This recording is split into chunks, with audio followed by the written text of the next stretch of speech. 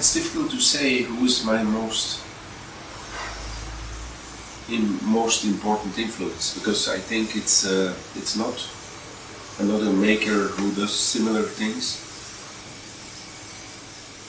It's more writers, filmmakers, photographers who inspire me. And as I didn't study what I do, I didn't study for dance or theater or filmmaking, I do it in a way that I think I have to do it like that. But there is no rule. Like, I never was in a school where they say, this is how you have to do it. And if you look to other works, and if they're very good, it's perfect. So you can't do it because it's already done. If you see very bad works, they are very inspiring, because you think how I should do it to make it good. So the worst shows I see are the most inspiring, because I go home and I know, it's totally wrong. So I should do it like this. In the good works you have to stay off, you can't touch. So I think each work has been, even the works who were not so successful, maybe. You have works who people like and other people say, I like more the old work, and other people like more the new work. Is it important? I don't know what's more. I think the next one will be the more important one, yes. The one I'm going to make in April. That's going to be the very important one. Because I didn't know. I changed it because I didn't know how to do it. Nobody told me how to do it. And the problem is that maybe now too many people tell how to do it with the young generation. And that they also, with the internet, look, and with the social network and with the social connections, they all look to each other. And it's dangerous, because you get a very similar result.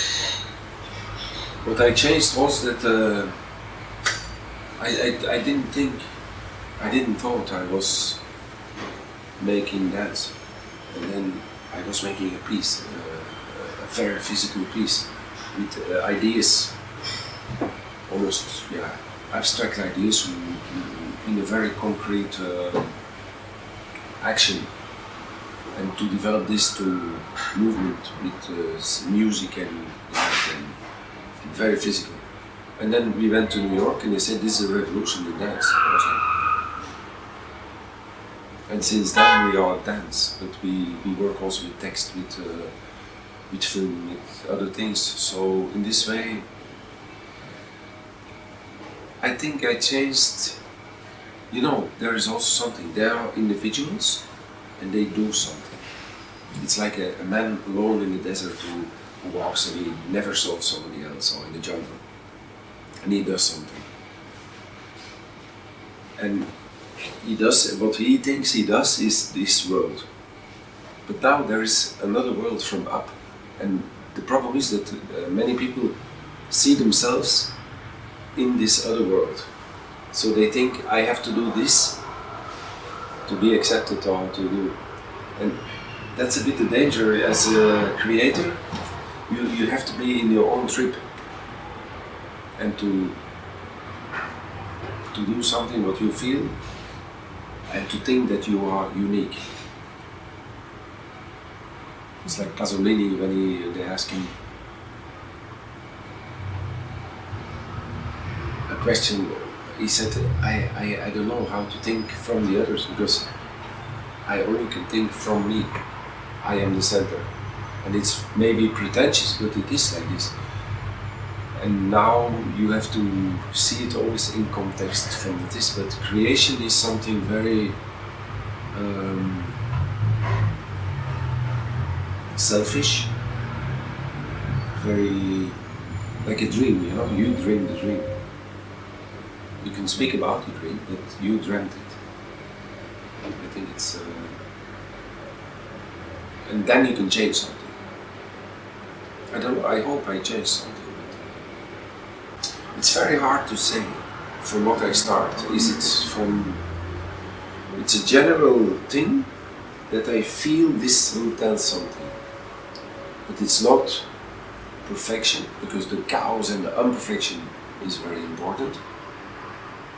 Imperfection is much more seducible than perfection. Perfection is dead, it's like it's finished, it's like, okay, you see it's perfect, done. Imperfection, failure, weakness, vulnerability, that's human. I look for this task. Now, what I use for it is like sometimes movement, of course, it's people. People are my paint, let's say. I'm not a painter, but I paint with them. And then you have to make as if these people make it, not me. So that that the empathy of the audience can be with them, because they are looking to them, not to the artist behind. And it has to, people have to come in the show or something, and they go out with much more questions than when they came in, not with solutions. Something is bousculé, it's shaken. It's like you come and after you are, you are a bit lost. I like that, because it makes you think about, there is something else. And the daily life is humans organize the world that we can survive. So we need order, we need acceptance, but if not, it's chaos, it's like people. And the scene has the opposite.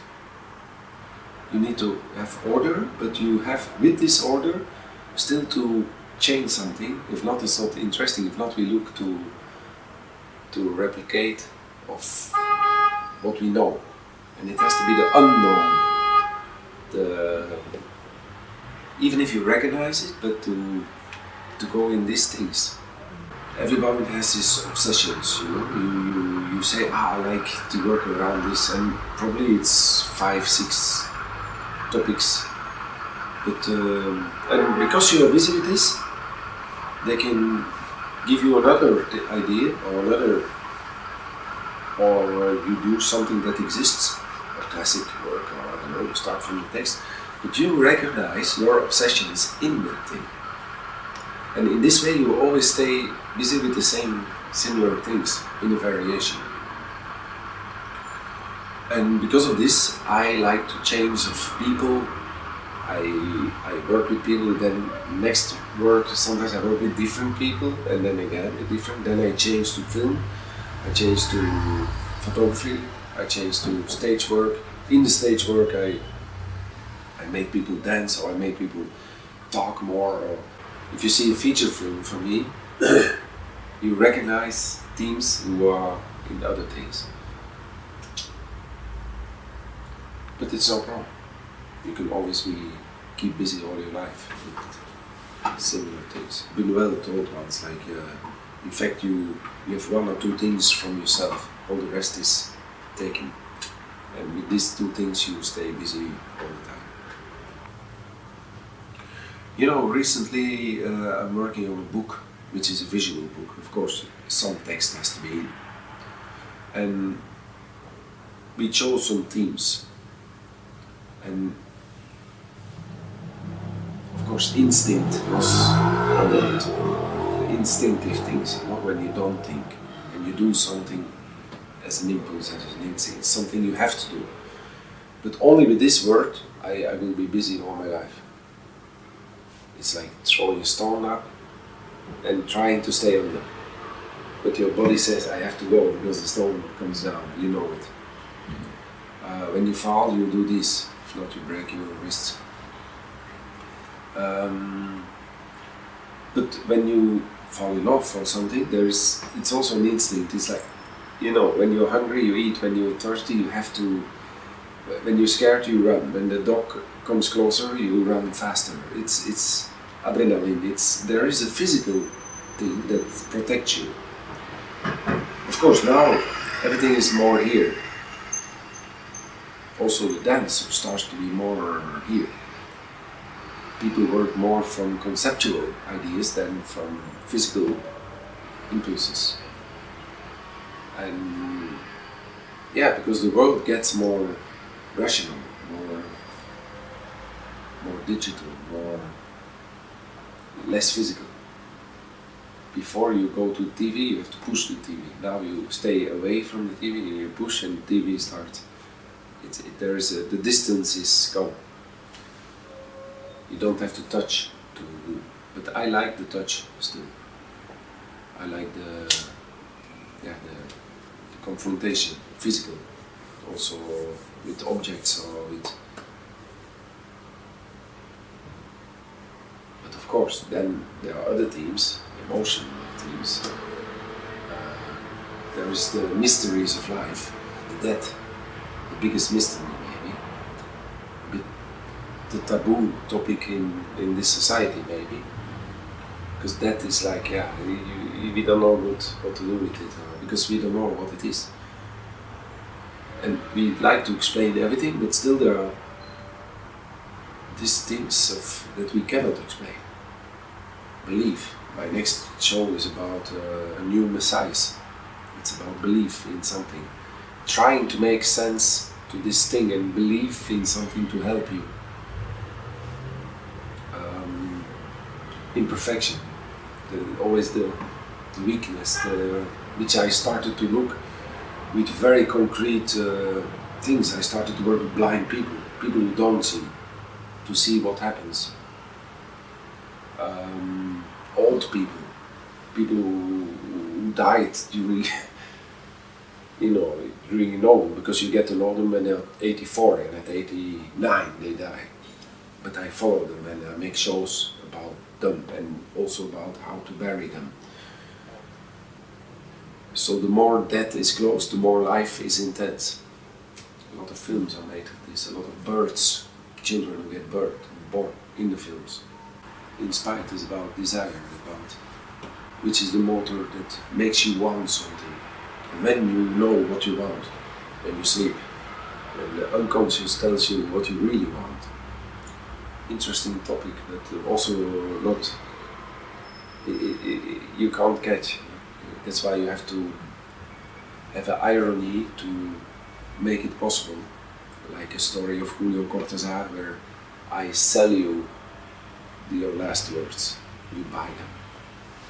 You materialize what is very personal, what is uncatchable. Every performance should be unique enough that it's not a copy of another. I really don't like to, or you assume it, you say, okay, let's do something with that performance and we make a kind of version of it. But I hope that the mood, the aura, the texture, the first, it's like you enter in a bar in the underground, it's red, it's this, I don't know, there is a mood. You enter in a empty warehouse and you walk and it sounds different, there is a mood. So you have to choose the general, is it sunrise or sunset? It's stupid, but you have to choose the color, the temperature, and in this happens something. So each show should be unique enough to make it different from the others. It's a bit like Pina Bausch made so many shows, and in a certain moment you maybe could feel the tiredness of inventing things. So what she did was, the genius idea, she took the whole company, went to a city, and says, during 3 weeks everyone will go in the city, from 10 to 3, and at 3 o'clock you come and you show me something. Taken out of the city, of course you go to Hong Kong or to Palermo or and then she started to make her city pieces. And then with that material they keep building, but they find also the idea of the scenography or this or that out of that city. I don't have people who tell me you should do something about this or about this, and then you see a stupid thing and suddenly tack, and you wake up with it. And you know, okay, I have to do this. Of course, moving and traveling and like go to another city, it comes to you, it influences you. Political time spirit influences you. People make different work now than 15 years ago or 20 years ago. Because the difference is there. But then you say, strange, I made something in the 80s that in fact fits very good now. And then you are visionary working. You know, you don't follow the time, you are before the time or after the time. Like I like to do something, not about the politics and the problems now, but to do an ancient thing, or mythology, or old story, and to actualize it. I don't feel so much like opening the newspaper and say, oh, we're gonna make a show about this. I think it's a collaboration. But of course, without the people on stage, I could not do it. But I learned a lot from film actually, because a piece you start to rehearse in the studio, and the casting is already a part of it. But in film, you are years and months and alone imagining the story, and then only you meet people, and then everything goes very quick, if it works. So you have a big alone process and then go. But even in this, you choose people, but still you feel that you are kind of a lot of lines, but you are the center, you know, the line cross you. So everything that happens has somehow to cross you, even costumes like this. But you have these geniuses who do, and you trust, who do fantastic work. Surrounding you with the good people is already a big talent. So this collaboration, absolutely. But yeah, these people also work with a lot of other peoples. And you think they always work for you, but it's not like this. They also are doing fantastic things, and you have to let them. A dancer, don't say it's my dancer, no. Let them go, and they will come back, and then you cross. Because they have their center. And the lines go through them, and I am just a line across them. As a creator, you have a lot in your hands to change. And also, I must say, we are not an institution. We are one of the last big companies who is based around an individual, but there is not an institutional law that you have to do this, you have to do that, and you could, like if I would be the director of a ballet company, I have to follow this, and I have to make this and that, and if I go, there comes somebody else, and it continues. That's institutional things. But so it's not yours. But me, in my way, it was like I do something at home, and then it grew, and it becomes something. But still, there is this personal initiative, which is there, which I like. I like this freedom. And not have to explain to everybody why and follow the...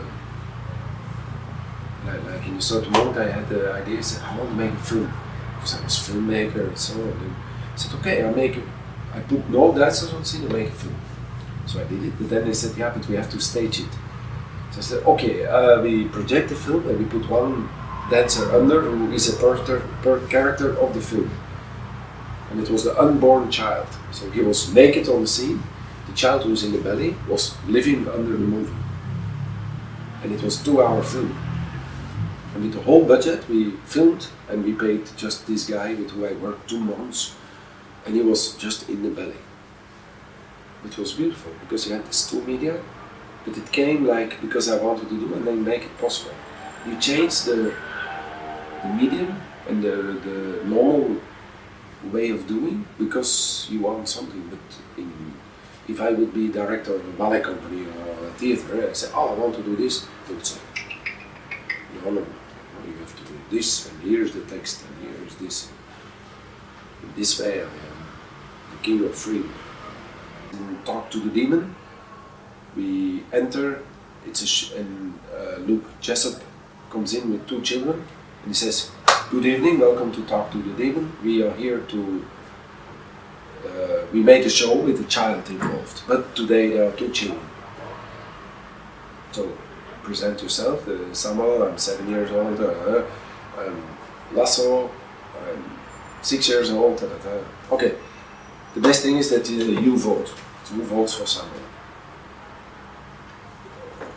Who votes for Lasso? And the audience votes, and then Luke looks and he said, okay, you out, and we start the show with this kid. The audience voted, so they decide. Of course, you make them important. In Speak Low, we throw a rope in the audience and we wait. And then we pull out and we say nothing. And we do this 5-6 times. At the end, Livia comes and she puts herself and she throws in the audience and she waits till somebody of the audience fishes her. But in the beginning, we fish in the audience because it's about love. So it's like fishing in a lake. You don't see the fish, but you throw the rope and nothing. And that's nice. I like this idea. I made once a show for Radical Wrong. It was a show for teenagers, and the idea was like, no, I don't want to do it. I'm too old. They have to do it themselves. Teenagers, they have to do it themselves because it's about them. And I also said that. They said, you have to do it with teenagers. I said, oh, I'm too old for that. They have to do it. They have to make themselves a show. And then the whole concept of the show was this at the end. It's about them. So the director didn't want to make the show. That's the topic of the show. And what we did was that the people who were involved, they very loud music, they run to the teenagers who were in the show, they take a teenager, put them on the scene and run away. And it happened 5 times. Of course, the teenager and runs out, and then the next, and then this. And so, to show, it's about them. We put them on the scene. Then you have England, and you can't touch the audience, and you cannot do it, so they want to program it, but they want this element out. I said, okay, we don't go. Because that's the topic of the show. Audience is super important, and it's one of the themes I'm busy with, also in my book. Audience. Well, who is the audience? What? How? Because without audience there is no show. And the communication to the audience is very important. If not, they look TV. To go on the scene and to look to the audience is very important. To not do as if they are not there. It's super important.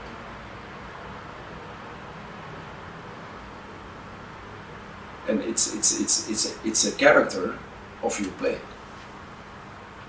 with many faces and always different. It's an extra character you get for free because you don't have to pay. They pay for you. So in this way you can make a show with the audience easily. If you have no money, just make a show with the audience.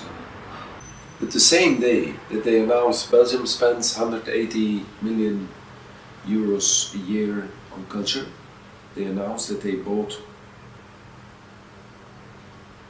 for 9 milliard euros airplanes, 36 airplanes, jets and 3 drones to go to fight to the enemy who could make unsure our security. 9 milliard, that's for 25 years of culture. Planes that, in fact, basically, go to kill other people. But we have to do it because the NATO obliges us to do that. And it's in the same newspaper, like, 184 million and 9 milliard. 25 years of culture. So then you are like, wait. It's the same, like they say, like all the the hunger and the people who have no school, no house, or this and that, it could be solved easy with 1/5 of the budget that they use to destroy things, other people.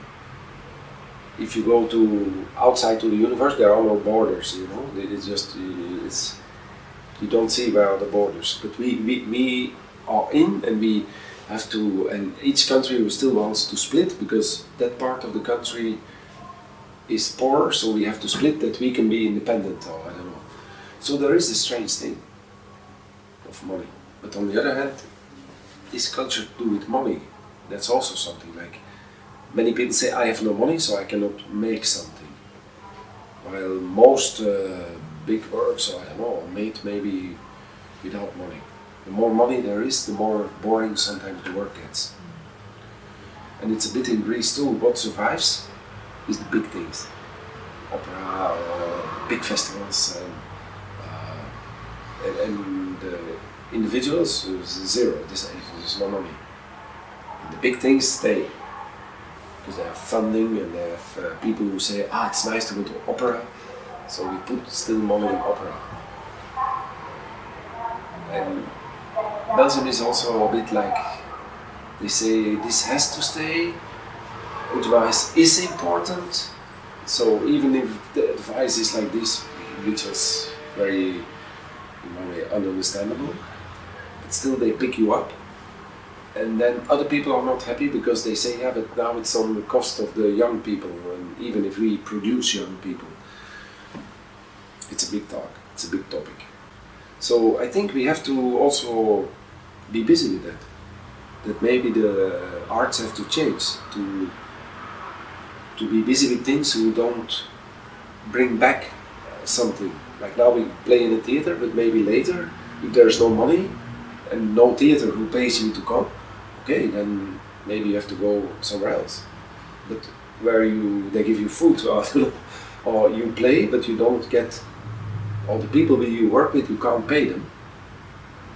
But I think there will be other things. But it's like making a movie, you know. The movie you saw in Inspired, we made it with the money of the scenography, 6 days. If not, I couldn't make it. But if you do a feature film, you need dossier, funding, which is all. You spend everything in 40 days of shooting. Every day costs 10,000 euros. And then the post-production, I don't know. But of course, if you don't have that, you also can go and sit and say, oh, we have a camera, we can film. That's the thing, everybody can make a movie. And some people make movies with iPhone. I don't have an iPhone. You could. So there are many ways that we could look to prove that we have exist. But that's again, it's like, in what the country has to spend the money? In repairing the roads? Or in the military people who make you safe when you go to shop? They check the insecurity or what? So we live in this time of unsureness, and then culture. This is choosing a blue t-shirt or putting a jacket. It's like, it's not so important, you know. While it is important. So it's a big topic. It's a big discussion. It's the same like we know that Greece is in problems or something, but when you come here, the houses are still there, the cars are still driving, people are, you know, people still go. It's the same. So in fact, then you say, what is this thing now? It's a fictional problem, because money is paper. It's worth nothing. You can't eat it. The day they say, this is worth nothing, it falls. You can burn it, or you print more. What the banks do. So it is. We live a kind of unreal thing. It's not that you say, you give me some bread and I cut your tree in pieces. It's not a trail thing. No, it's like everything is unreal. Like with money you can live. But if really if tomorrow the meteorites fall down and there is no light or no, then the money is worth nothing. The rich people suddenly are the same like the others. And then it's fighting to go back to the instincts. Who survives? That's chaos. That's apocalyptic And yeah, we live with this thing, the apocalypse is there, you know, like the fear of the untrue values, and theater has a lot to do with that. To come to dream, to see the untrue, the bit dangerous thing. We like it in a way. We like to see the possibility of, we like to see in a movie that everything goes wrong. We don't see movies where everything is, nothing happens. We like to, so in this way it's exciting also. And the culture can be very important together with society. Greece is a very interesting country with interesting people, and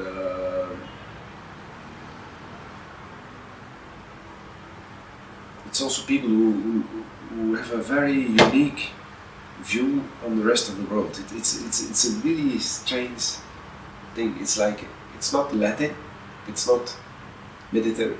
It is Mediterranean, but in a unique way. Is it because of the history?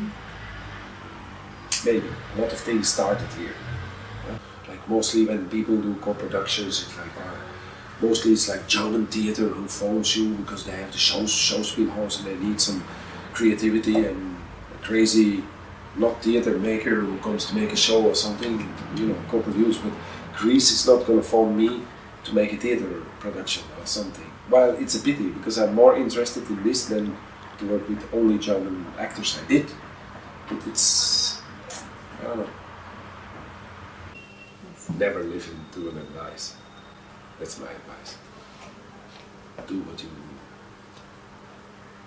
Be very radical. If somebody gives you advice, don't listen to it, because they want to form you, they want to make it yourself.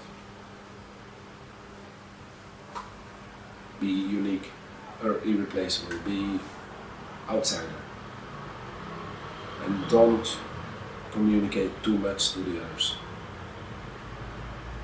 Now there is this trend, you have to work with this, and everybody has to work together and to know, and then by internet everybody can check everybody, there's no secret. And then they make work, and then it looks like each other. And then there's suddenly one guy of the dark side there who comes with something and he blows away everything. Because he didn't communicate. He's a loner.